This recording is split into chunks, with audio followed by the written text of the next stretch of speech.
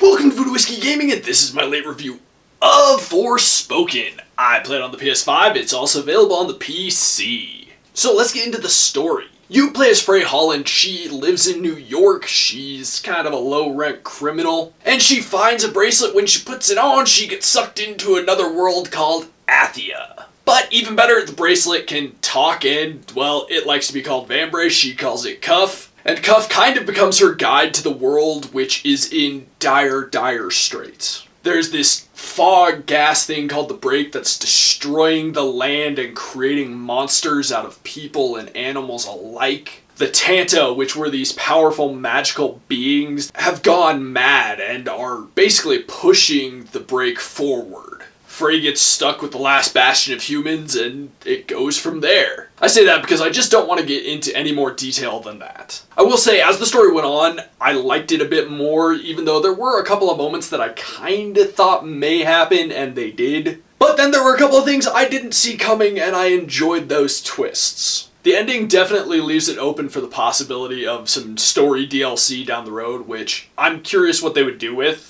Let's get into the audio, and the first thing I'm going to say is the music in this game is really good. I really enjoy what they did with the music. I like how the different areas you go to do have their own music. I like the music when it kicks up. I just think overall, musically, they did a very good job. The sound effects as well. I think the sound effects are very well done in this game. I really like the way they just kind of help breathe life into the world and the magic in this world. As for the voiceover work, I think most of the voiceover work is well done.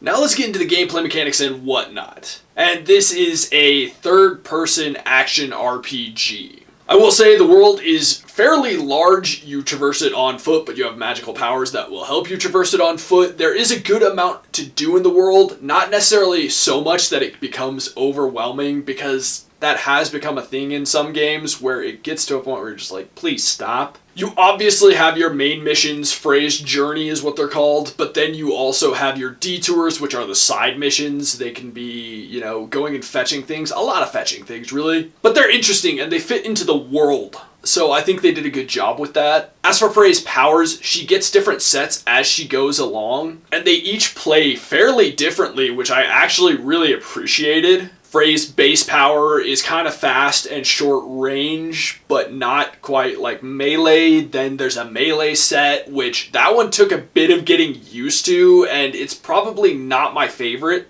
just because the camera doesn't work great with that set. Neither does the lock-on feature in the game. But then you have like a water set, which is a longer range, slower, more damage than Frey's base set. You have a lightning set, which is unique of its own, because its base attack doesn't do huge amounts of damage, but they bleed into like a charge attack and make that more powerful. So that was cool, and I think they did a good job, because some games you get different things and they all feel very same, but not in this case. One thing that we saw a lot of in the trailers was like the magical parkour system, and it works pretty well, but it is far from perfect. There's an ability that lets you whip onto things and swing around and boost up and such. That one could be a bit better. It could auto-lock far better than it does, really. The other abilities, I think, all work very well, though, but the camera can fight you a bit. Throughout the game, you also get different upgrades, like she can paint her nails in patterns, and those will give her unique abilities. She gets different cloaks, which have, you know, abilities, and you can upgrade those abilities or put new abilities on them, I guess. She also gets necklaces that do basically the same as cloaks. And you can upgrade those, and honestly, I really didn't spend much time with the upgrading until near the end of the game, because, I mean, I enjoy it, but it wasn't the most challenging combat, and upgrading yourself just made it that much easier, honestly. And I did mention the detours, but there is plenty of other stuff in the world. There are plenty of places to investigate that become their own little side missions, really. There's magical cats to track down, there's arenas to fight in, there's challenges to complete. You can upgrade your magic 3 at a time, which is a little weird, but by doing challenges specific to each of those magic abilities. And that builds up, because there's a lot of magic abilities between the different classes. But it's fun, and it adds an extra level to the combat when you're really focused on doing this one thing.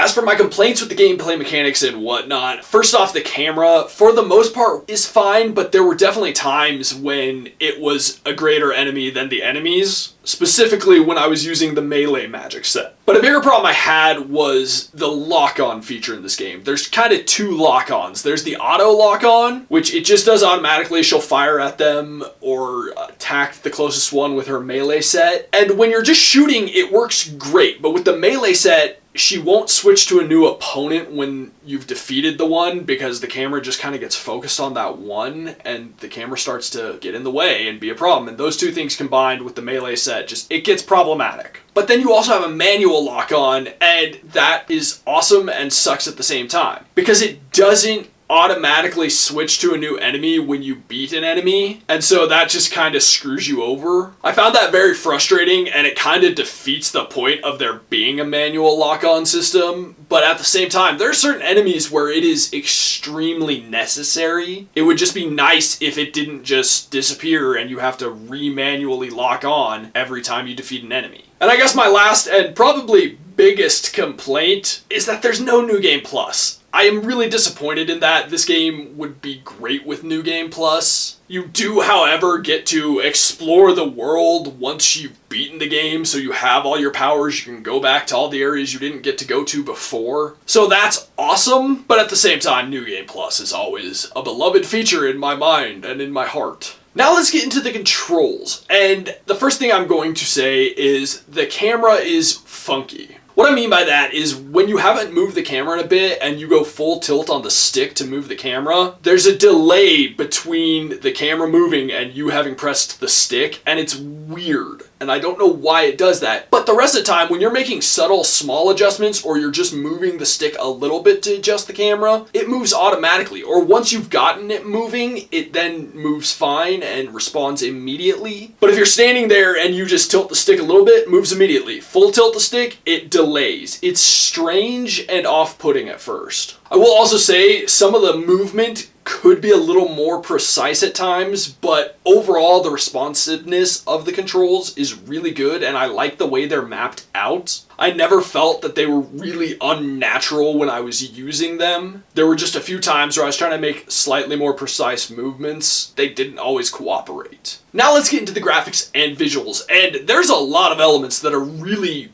beautifully done in this game. One thing that really stood out to me just immediately was Frey's hair, as weird as that may sound, but the amount of detail in there, like you can really see the strands and they move very well. I was just really impressed by that. As well as her cloak, the way it moves when you're running, when you're walking, when you're fighting, all of that is just really impressive. It looks very natural and very real, and I was just kind of impressed by those details. Small details like that I've always enjoyed, and especially the hair was just a really impressive small detail. However, the other problem I have is there are a few characters where their faces when they're talking just look a little more than weird. And I don't know what it is, but you have characters like Frey, you have characters like the Judge. There are just certain characters who look phenomenal, and then there are a couple others where you're like, you look a little wonky. And so that was just strange and threw me off a bit, and I don't know why it looks that way. It was like whoever was designing that character had just like graduated and maybe this was their first job or first internship and they're like, fuck it, I'm not getting paid enough. I don't know, but it felt like it could have been better looking.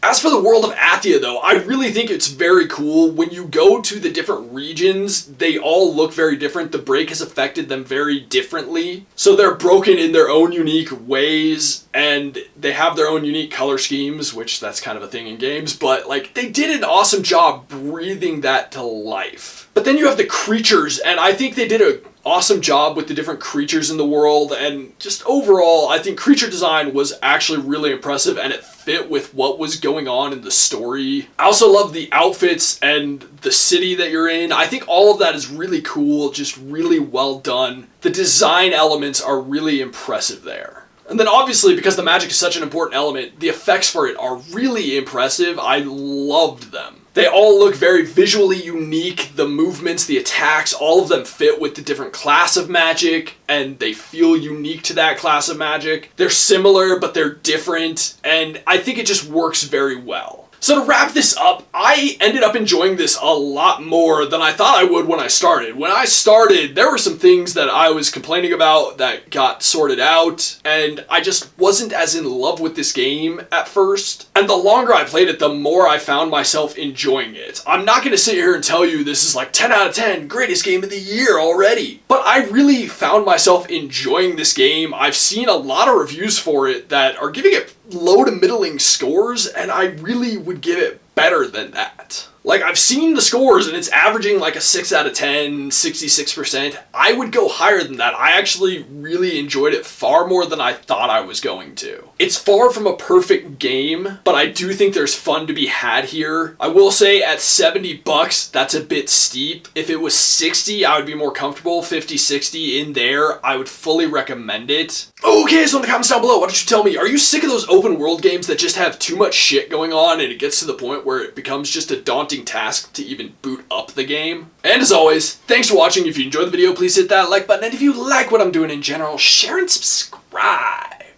Have a good one.